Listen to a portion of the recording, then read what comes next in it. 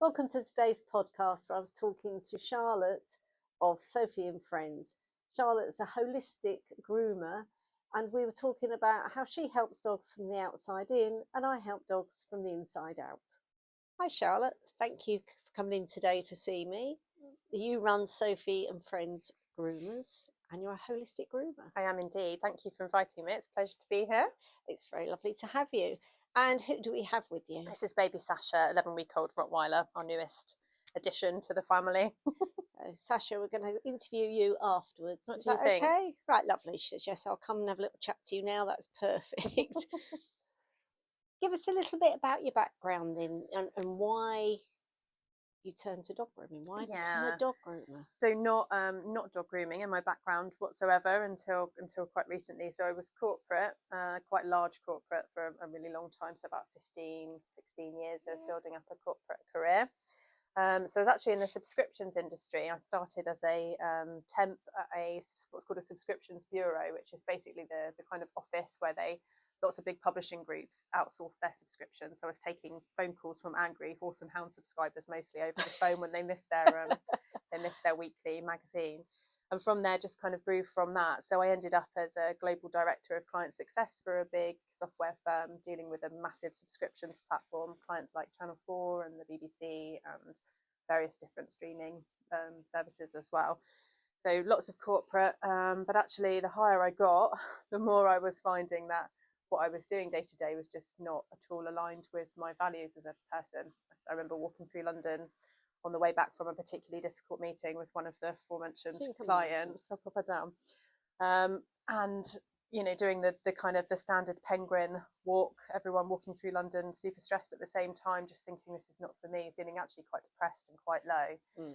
And looked across the road and there was a lady walking down the road with this beautiful Labradoodle, obviously really nicely groomed, and it made me smile. And in that moment I thought, actually, this is not where I need to be. I need to be doing something with animals, with dogs. And that was kind of the spark that kind of lit the flame, really. Sometimes you just have that epiphany, don't you? Yeah. It's just something almost presents itself to you and you realise it's there for a reason. Absolutely. Why it's done that. I know your background's quite similar as well, isn't it? So you come from IT and then ended up with animals. And I think when we spoke last time, it was about one of the other things that that really attracted me about dog grooming was the tangibility of it. So I was working in digital before, obviously earning lots of money for big organisations and getting some satisfaction from that. But when you go home at the end of the day and there's nothing tangible to show for the work that you've done during the day, it was that I was kind of really struggling with. And obviously concept of AI coming up to knowing fully that within a few years my job role could probably be replaced by a bot somewhere. And just it was time for a change. So I went off and did my level 3 training, a fantastic training centre in Worthing, and really enjoyed it. I did it alongside my job to start with, which was crazy for the year of trying to fit everything in. But that's how we all build up. Absolutely. Second career, isn't it? I mean, I've been studying for 20 years. That's it. And I don't think I'll ever stop that learning. No. Like it's fascinating. I've got a really learning mentality. And things change constantly, don't they? So you know, products change, dog types change, dog breeds change, trends change. Absolutely. So yeah, you're always going to have something new to look at. And what I found about grooming is there's so many facets to it. I think when I started training, my concept of what grooming meant is very different to what it is now. But I think we'll talk a bit more about that when we talk about the holistic side of things. Well, yeah. Let's lead on to that. What is because you sell yourself as different, so your USP is you're a holistic groomer. So like I'm a holistic therapist and trainer for dogs, you're a holistic groomer. Yep. What took you down that route? So I think it's the study that I did aside from my course. So partly the course that I did was we had a lot of kind of gentle handling techniques. We were looking at ways of optimizing a dog's state of well-being during the grooming process, which is obviously very stressful for lots of them. They really struggle. Yeah. I would say all dogs show some stress at some stage during that process.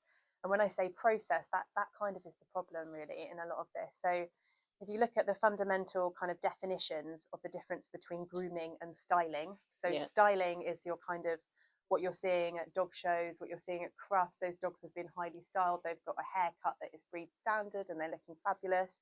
But all that is really is a process really of, it's like a task-based thing. So styling is, I get the dog in, I wash it, I dry it, I cut it in this style, and out they go. Yeah. Whereas grooming to me talks to something more kind of primal than that. Grooming is that caring, nurturing, and I think where I'm a bit different is that I kind of understand the difference between those two, and my approach is more about the well-being of the dog and getting from A to B in whichever way we need to that's most comfortable for that dog, and not kind of pushing them and stressing them through a process for the style, if that makes sense. So how long does a process, I know I'm using the word, Yeah. if someone books for a grooming appointment, how long do you allow for grooming? Because, I know when I'm doing therapies, it's not a 10 right, I'll give you 10 minutes or 40 minutes, because it's how the dog reacts Absolutely. to it, how much time I need to spend with it, what it's telling me, so I know how to treat it. Yep. And I think a lot of groomers don't work in that way because they've got this constant conveyor belt of dogs. Obviously, to make it a lucrative business, you've got groomers kind of stacking up 10 dogs a day, which is crazy, and they'll have them in back to back straight away. And then you've got all the stress of dogs crossing over, coming in and meeting other dogs, and that being stressful. They're rushing to get through their grooms because they want the dog off the table quickly so they can get the next one in. When I looked at my business model, I didn't want to do that, not just for the dogs themselves, but for me as well, and my own stress. I've left a stressful career for something that is kind of brings better well-being for me. I didn't want to walk straight back into something that was stressful. So in terms of appointment times, I have a guide time for my appointments. Once I've met a dog once and I've got a view of kind of how they'll react and how we're going to work together, I can be more specific about timing, but I tend to leave quite long appointment spaces with a half an hour buffer at the end for each new appointment, just so I've got that additional time if I need to. It's also things like adapting around specific triggers. So, for example, if I know that a dog, the blasters, some of them are absolutely fine for the kind of the high volume blasters that are quite loud and noisy. Others I wouldn't get anywhere near with something like that, and it will take me a lot longer to dry them because I'll be there with my little hair dryer kind of getting through. So it really depends on the dog, I think. Right. And the size of the dog and the type of coat. What breeds should be groomed? Yeah, good question. I would say all of them, actually, Toni. So every single dog would benefit from some kind of grooming. So the short-haired ones, I think, like obviously I've got Rottweilers. The shorter hair ones are, people don't think that they need grooming, but when we're talking about that grooming process, it's a bath and it's well-being for them, isn't it? So that kind of nurturing with them is as important as it would be for a cockapoo or a curly, the ones that you would typically think would need grooming. Obviously, some of them need to be groomed, to be trimmed back, because their coat type, it will get matted and will cause health problems and things as well. So, but I would say every dog, for that nurturing perspective, for that acclimatizing to being handled, for coat condition, is worth, you could groom any dog. And if you're grooming, then do you always wash and groom, or do you just sometimes do a brushing groom? It would depend on the dog, really, right, to be honest, again, as well. I would say baths are fantastic anyway for dogs, because it helps to, they've got a certain amount, as I'm sure you know from your practice, of natural oils within their skin. Yeah. So when you bath, it helps to regulate that and spreads the natural oils throughout their skin. Some dogs with more sensitive coat types, I wouldn't necessarily recommend bathing. I use very sensitive products in my salon. But I'll pick up on that in a moment. But yeah, some of them wouldn't be suitable for bathing. So yeah, it really varies. It's very much I don't really follow a set process. It's a custom depending on dog's needs and the dog themselves. Okay. When you talk about your products, that's the bit that really interests me from Holistic, because from my point of view, when if I'm treating dogs and they've got allergies or they've got skin things, sometimes it comes from being groomed and they didn't, or over grooming.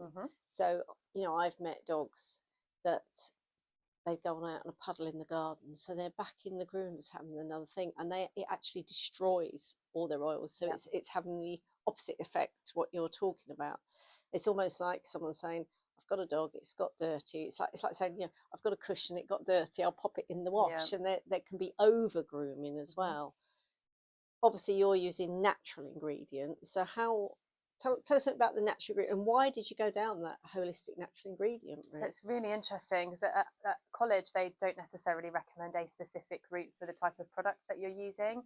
And I think a lot of groomers will just opt for what the cheapest option is. Obviously, we're using it in bulk, so Yeah. I get through a huge amount. I mean, it's 5 litre bottles of shampoo. It's probably every couple of weeks I'm replacing them. But for me, I myself use natural products at home. I don't use anything with any silicons or chemicals in it. So it was a natural kind of jump for me to continue that practice in my salon. And yeah, absolutely. I think a lot of groomers just aren't really aware of the chemicals that sit in those shampoos either. So it was partly that, and it's also partly, so I was lucky enough in a previous job to be put on an aromatherapy course, which I really enjoyed. Okay, yeah. So I've got that kind of foundation in aromatherapy and using essential oils and plant extracts to treat certain symptoms or treat certain anxieties in dogs as well. So a bit of that too. When I popped in to see you, something you told me about when you were talking about the products you use is about tear staining. Yeah. And that, because some dogs get that really dark tear staining, don't they? So how do you remove that compared to maybe how someone else will do it? So first and foremost, I'll advise the owner that it's not that lots of dogs have it. I think people bring their dog in thinking that it's a massive ordeal, and why is my dog getting this over others? And we talk a bit about what could be causing it. So I don't know that obviously your practice will look at some more of that. But so the product that I use is a fantastic facial. It's a banana facial, actually, all natural products, but it's fantastic for tear staining. It's by a company called Hound. And I offer it as a kind of a spa add-on treatment, but it's really effective and removes that staining, but with no bleaching, because I think a lot of the products that you get through the kind of the grooming websites, etc., use a bleach or like a purple shampoo. Like so it takes up, it's an anti-yellowness, same as you do on your hair or whatever. Yeah. So partly that, and also it's just trimming back that area as well, so we can take out that fur altogether. But yeah, so round mouth and eyes, tear staining too. What's your experience with tear staining? Because you must see that a lot as well. It varies, to be honest, because with some breeds it is just the breed, but you also, if it comes along with other things, so like sometimes if it's got really gunky ears, really common yeasty thing, gunky ears, not always, but quite often it can be bacteria, but there are tests you can have done to find out if it's bacteria or yeast. So from my point of view, I would tackle that from a nutrition point of view first to make sure the diet's right and you're not feeding whatever's going on. And the other thing I see with dogs with the dark tears, they quite often have sore paws. And are you seeing the same as well within grooming? That's really interesting. I don't think I've ever looked out for the correlation between the two, but I certainly will. It's no, it's an interesting one. Yeah, I certainly see a lot of gunky ears, which is and that definitely is something that quite often can be addressed by diet. Is something going on in the diet that's causing that, because a number of my clients I've got at the moment are going through exactly that process. They've been going backwards and forwards to the vets for months and months, and they're on Epicoil. Yeah, Ep4 for allergies. So they've put that on, then they've put steroids in the ears, and they've put some, and they kind of get on top of it, but they don't necessarily get rid of it. And it's quite often when I look into it from a dietitian nutrition point of view, is actually it's that ingredient is feeding that problem, and we can start taking that back out the diet. And I see some really, really good results just from doing that sometimes. And that's it. It's like those topical applications of a steroid cream. It's treating the symptoms, isn't it? But you're not getting to the underlying cause. Yeah. And then quite often the skin biome can be damaged as well by the steroids, which then causes other skin conditions. So the ones that I see really commonly, I see a lot of hot spots on dogs, particularly end of the summer, beginning of autumn. And that's, an owner will come to me saying, what do I do with this? It's stinky, and they're horrible, they're nasty, aren't they? They're really horrible. And I would clip back that area just to let air to the skin, to let it dry.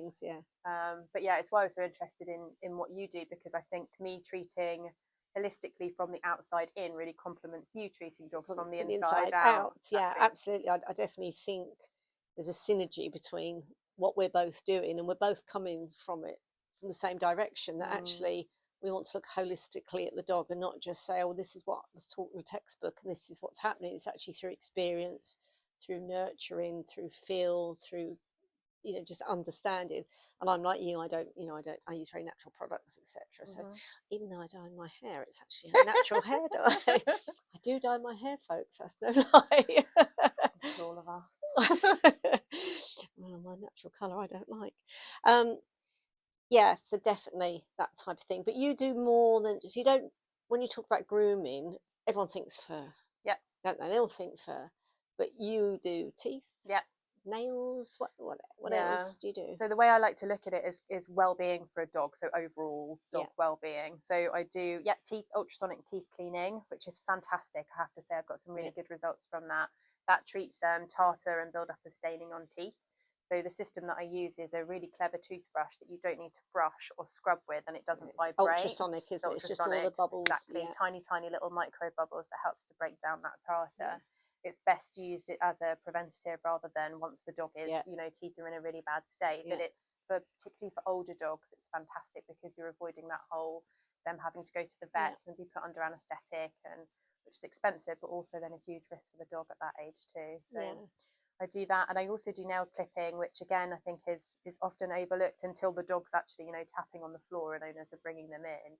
Nail clipping is one that can be really, really dangerous for a dog, that if they are left to get overgrown, and that's because the actual structure of the foot changes to adjust itself to the long nails, so dog can become lame essentially from those. It affects shoulders, which is where I'm giving Emmett treatment to release that off, because I do see that. Yeah, I haven't had one that bad for a while. I think the owners that I see in my practice are pretty clued up, but I think people are learning more, aren't they? And I think people are learning about grooming a little bit more. Yeah. Because people were, we don't need to groom no, exactly. I'll clip it at home, on we go, and that's the only thing. I mean, hands up, I've never taken any of my dogs to a groomer. Not the ones I've got, but that's partly because I'm holistic and I've learned myself how to de-shred my visits and that. I'm fucking out. But saying that, I'm thinking about bringing my Rottie cross spaniel to you, because she has got really long bloomers. Her feet have got really furry, and this is one thing I do like to see is dogs with it trimmed properly around their feet, because people think it all looks very pretty, but then what you're seeing is, the ice forming on it. Absolutely. And dirt forming on it, and then you start getting sores underneath, and then I see them not walking properly. And between you and I, we probably experience that quite often watching. Awful. And particularly this time of year, because one thing I do is I'm always saying to people, please wash your dog's feet when you come in from a walk, because obviously all the road salts, etc., are highly toxic to dogs, and people don't realise they're like this on their feet. It's like they go home then lick, because it's stuck to their paws. They lick their paws, that then gets into their system, and you'll end up with a very ill dog. But it's the equivalent of walking around with stones in your shoes, isn't it? If you've got matting between the paws. The worst one I saw was a spaniel who had just had a litter of puppies, and she was coming to me for the very first groom after that. I think it was the first time she'd been out of the house after that whelping stage, and she had terrible mats between her paws that had got so tangled up and so full of mud, and you think the owner's telling me that she's not been out for weeks, and the fact that she's still got all this matting and mud stuck between her paws. So it took a really long time, and it's so stressful for the dog that you have to get it dogs out. Hate their paws because it's so sensitive, particularly between the pads. Absolutely. They're so sensitive there. They hate it, don't they? Leaving it would have been the worst. So, but by the time I got them out, so she'd actually, the skin underneath those mats, because they'd been so tight to the skin, was so sore. I had to send her back to the owner and say, give her some advice on how to treat them, like cool salt, like salted water, or antiseptic sprays, etc. afterwards, because she was so sore in between her pads. But awful for that dog. But I think people don't think about the underside of pads. So I do I call it a pordicure treatment, which is the nail trim and file, and then also removal of those mats between the pads. The other thing that I really love, the one treatment that cost me a fortune, and I barely make any money on it at all, but it's beautiful, is a mobility mud bath treatment. So it's a company called Madra Moore. It's a natural mud, like a mud mask that you put on your face, that kind of. But it's packed with some really amazing micronutrients and also essential oils, things like witch hazel and menthol. And what it does when it's applied to the dog, and I apply it with a massage technique for them, it cools the skin down. So you'll find that dogs who have got mobility issues, like my older 14-year-old, or joint pain, they're springing after it. It's really lovely. It's the one treatment that I've got that you can see a marked difference almost immediately in that dog. and it's it's just lovely to see.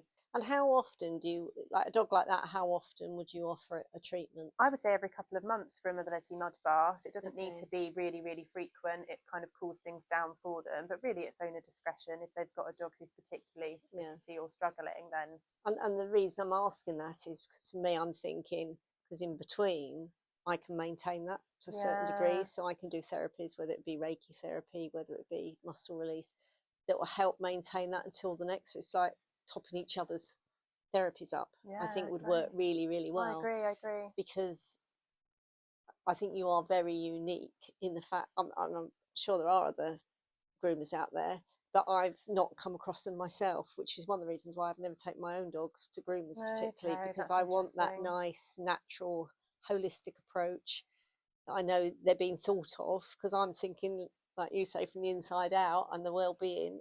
I want the outside in thought of as well, and their well-being.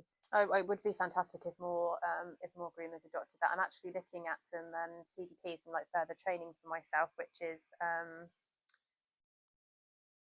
in holistic grooming. So there's a qualification that I can do in holistic grooming, which kind of takes it that step further and goes more into dog psychology, the foundation of where dogs come from, what their DNA suggests, and all of those things, which I think I'll probably do at some point. Yeah, that's quite nice.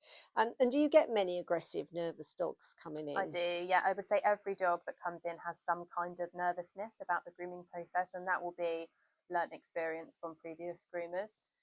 So there are obviously the process, whichever way round we do it, has several different triggers for dogs in it. So it can be just, separation anxiety. I had a cockapoo this morning who's terrified to be away from mum. And again, one of those dogs that's been to several different groomers, so no continuity of it's the same person doing the same thing with me every time. So quite high stress for that dog. I've got quite a reactive puppy at the moment as well, who is just finding the whole thing, I think, quite overwhelming. She's full of energy and she's not settling at all. So I do see lots of nervous and reactive dogs. And again, I think it's that really putting yourself in the dog's shoes and understanding what the stresses are, what it is that's causing that reaction, and working with the owner, because it might be that dogs coming in stressed before they've even got into the groomers, and that there are other things going on in their lifestyle that contribute to that overall kind of feeling of anxiety, so that the groomer is just one step too far. But if I can work with an owner to help with that, then and again, from my point of view, when I listen to that sort of thing, a lot of that is about training behaviour, like you say, because it might be something coming out from the outside, and you can help with that with training behaviour type stuff. So you can actually overcome some of these fears that you're seeing or experiencing, and you're quite right, it might be something entirely out, or they associate walking through a door or a smell or one of their sensories gets triggered, and it's finding out what that was and then working on that to desensitize them, which is behaviour. It's obviously behaviour type stuff that I do. And again, for me, what might be really interesting to have a chat about some days, actually giving the dog Reiki while you're treating, because they respond to that so well. So you can just immediately get that nice calming environment. Absolutely. I think anything that helps a dog to feel that's my overall goal, is for a dog to have a happy, relaxing grooming experience. Particularly those that have the coat type that gets tangled and that can cause big problems with infection, like your cockapoos, cavapoos, etc. That relaxing experience, what a dog that's going to have to go to the groomers for its whole life, if I can leave them feeling relaxed and happy with the process, then that for me is. And do you think people realise when they go and get dogs that their dog may require grooming? Because obviously it's how life is now. People go by look, what's a nice size, that's a pretty looking dog, and they don't actually think about that, and the fact they've got to commit to doing something regularly for that dog's health.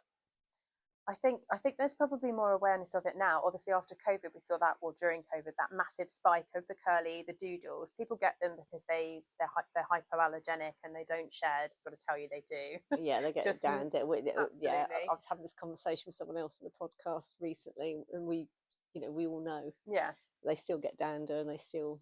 It's that misconception, isn't it? That there'll be no allergies and the dog will be no hair anywhere.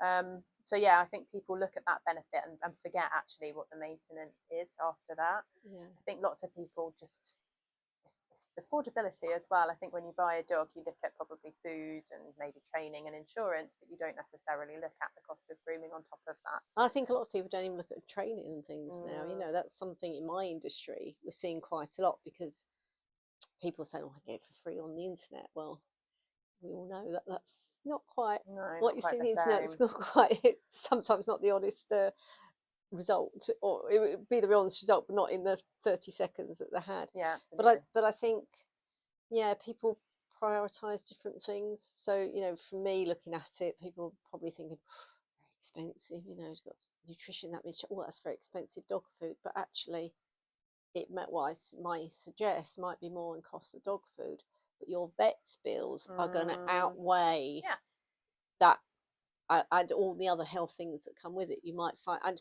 because it doesn't happen immediately, people forget like down the line. So, you know, I've known people that have had Labradors, for instance, and they haven't realised that a small puppy is only supposed to have 5 minutes for every month of its life walk, and they've walked it. We had lots of energy, so I took it out for an hour. And this dog not only is going nuts because it's probably in pain where it's been overdone, it's overstimulated. Yeah, it's overstimulated. It's in pain. It hasn't developed all its plates properly, and then they don't realise that whole thing. And then sort of 4 or 5 years later, that's when you start seeing really, you know, arthritic dogs that can't walk. But it's the same. It's exactly the same with the grooming, and also we know from dog experience that the most formative time of the dog's life is when they're a puppy, right? It's before the age of 16 weeks. It's in that bit. Yeah, 3 to 12 is, they're like sponges. Absolutely. Between 3 and 12 weeks. Well, the phrase "you can't teach an old dog new tricks," I think, is actually really prevalent, but from earlier than owners expect. So when people tend to hold off with grooming because they'll be looking at the aesthetic of the dog and thinking, oh, they're not overgrown yet, it's fine, you know, I've been brushing them, it's not a problem. What they're forgetting is that if they don't bring the dog for grooming at that early stage and they're expecting them to be on a schedule later, they're not getting that experience, and it's going to be much harder to get them used to that process later.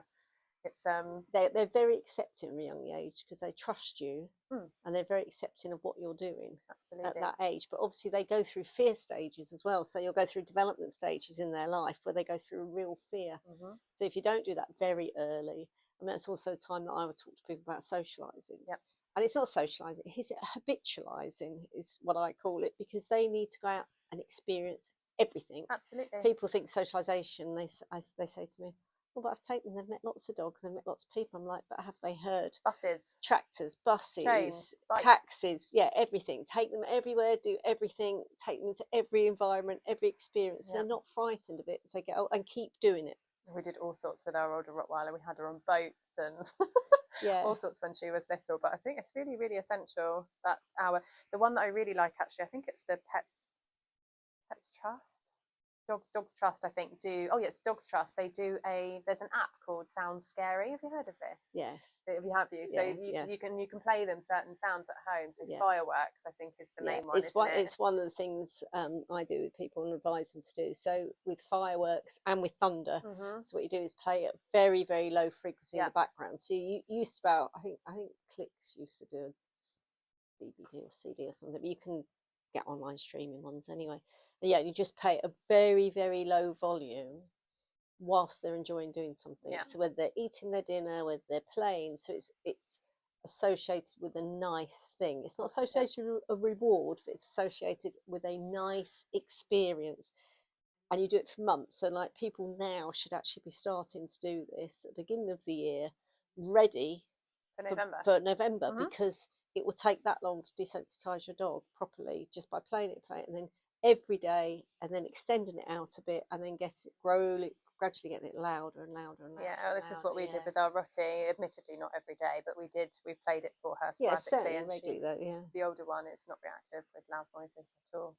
Yeah, and it's the same with they're now saying about flashing lights as well. I mean, my Rottie, she looks, since this last November, I don't know what happened, but every time we watch the film, say, on telly, it's like I've got war noises. She keeps sitting up and staring at the ceiling and looking slightly frozen. So I'm now trying to work out what it is that's triggered that, so I can desensitize her ready for November, because I don't know whether she just saw something, like a curtain's open, something she saw the explosion that goes with it, but she immediately looks up now looking. So she's got to be desensitized. She's 6 years old, never had a problem before. Interesting, isn't it? Yeah, it just shows she's gone through that peak again. Stages and stages. Yeah. So aggressive and nervous dogs, how do you deal with them then, apart from massage? Yeah, Are so we talking about muzzles? Are we talking about just doing their own time, frequent visits to you? I don't like to muzzle at all. I would avoid muzzles in any cost. I had an owner yesterday actually with a reactive dog. He was fine in the end. He did not like me going anywhere near his nails, and she said, "Oh, it's fine, just muzzle him." But when she came to pick him up, I said, "I'm really sorry. Like, he's had his full coat groom. I've done his front legs, like he's had his front nails done, but he's really reactive on the back. We've spent 2 hours together. He's exhausted. Like, if you'd like to bring him back next week, then we can have another go then and try it fresh." Now that he's met me once and he's used to me, and she was like, "Oh, it's fine. You can muzzle him." But no, that's, to me, it's about trust with a dog, right? So if you're muzzling them, that's overriding their natural senses. So they want to lash out there because they're frightened at that point. Yeah. So to muzzle them is just, it's almost leaning into that. Oh, you're frightened, but it doesn't matter, on we go anyway. So I think for something you do, that is true for muzzles. There are times when muzzles are muchly needed. I mean, absolutely. I know when I've worked with very, very active dogs for the safety of everyone, I hate muzzles. Yeah. I can't bear seeing all these pit bulls in muzzles. I hate it. Sad, but there are times when you're doing training behaviour that you, for the safety of those around, you have to occasionally. But I totally agree. I don't like them. I mean, I have them. I do have them at the salon, but it's I would use them very sparingly, definitely. And if I can avoid it, then I will. But yeah, it's a gradual thing for me. It's earning that dog's trust, working with them over time, so that they come in frequently. They're getting used to me. They know that I'm not going to hurt them. I do lots of touch training as well. So I've got other dogs who are really reactive with front paws. I see a lot of reactivity around front paws. Obviously with a cockapoo, etc., you're going to still have to trim those legs because they get knotted. So I do the training with, I'm going to touch your paw, and then it's a yes reward, and then other paw, and then a yes reward. And then we carry on until that dog's got up that confidence with me, and they know that, or they're starting to associate the fact that when I touch their leg, it's a nice thing, and I'm not trying to hurt them, and then eventually the trust builds up from there. But this is what I mean about not sticking with a really rigid time and not trying to convey about clients in the door, because if I was an hour and a half for each client, I can't work with dogs like that in that time without more stress for them.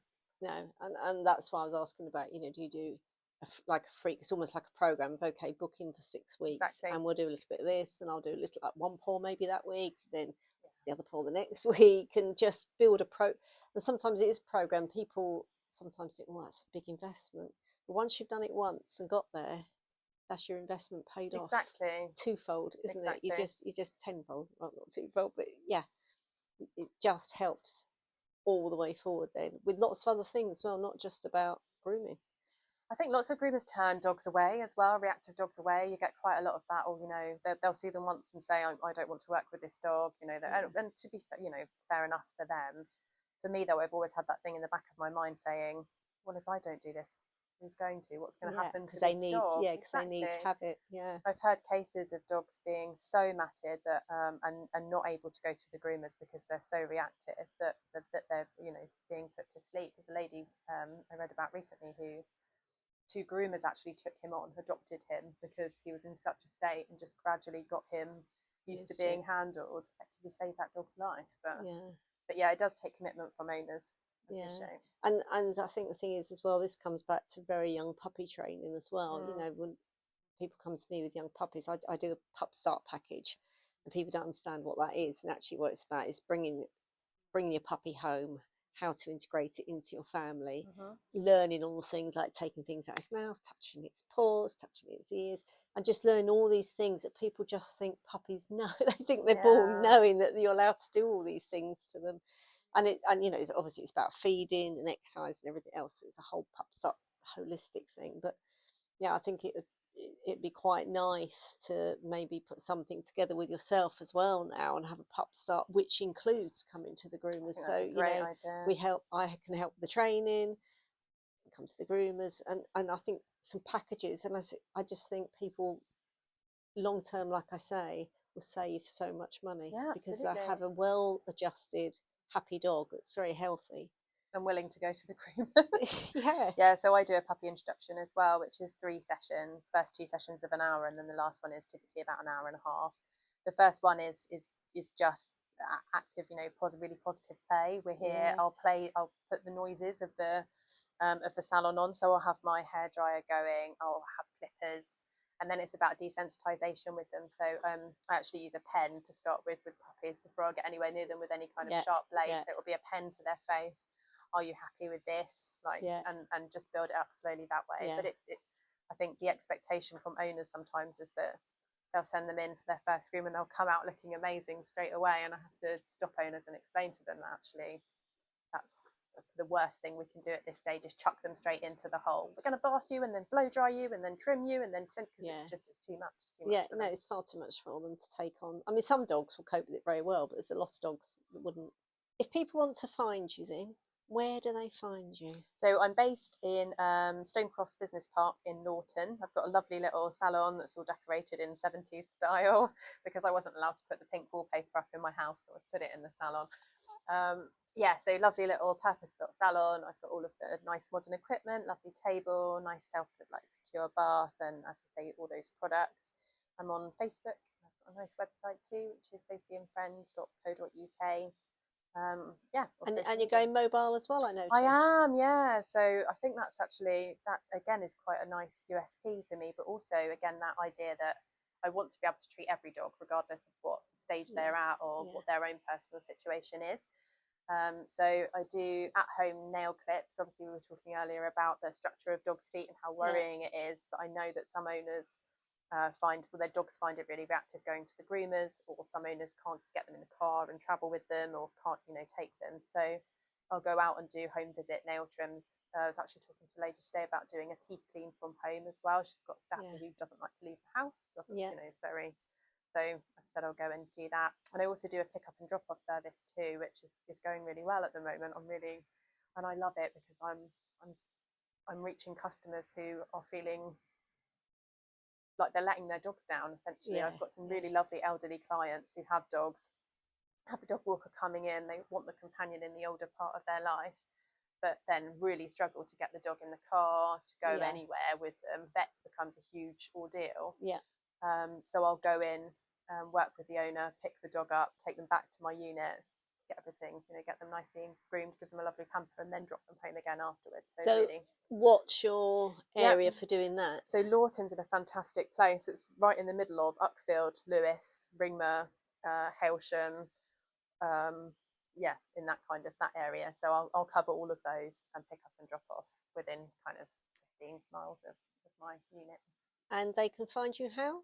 Find me on social media. I'm on Facebook and Instagram, or find me on my website, which is sophieandfriends.co.uk. And why Sophie and Friends? So Sophie is my older Rottweiler. This is the new addition to the family, but we also have an older Rottweiler too.